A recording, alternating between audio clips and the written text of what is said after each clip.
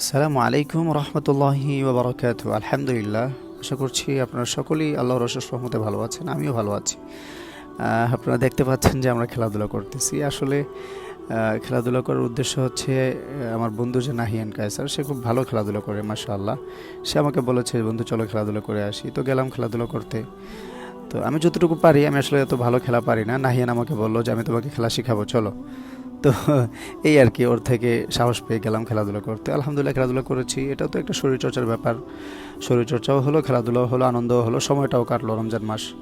আলহামদুলিল্লাহ। তো আমরা সবাই চেষ্টা করব আমরা যেন 30টা রোজা সঠিকভাবে রাখতে পারি, এবং আমরা সকলে চেষ্টা করব আমরা যেন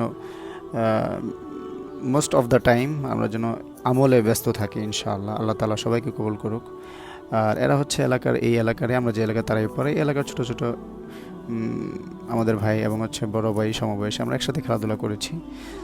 তো যাই হোক, আপনারা সকলে আমাদের জন্য দোয়া করবেন। আল্লাহ তাআলা যেন আমাদেরকে সুস্থতার সাথে সবগুলো রোজা রাখার তৌফিক দান করেন, এবং আপনারাও সবগুলো রোজা সঠিকভাবে রাখার চেষ্টা করবেন ইনশাআল্লাহ। মহান রব্বুল আলামিন সবাইকে কবুল করুক, দোয়া করি। আসসালামু আলাইকুম রহমতুল্লাহ।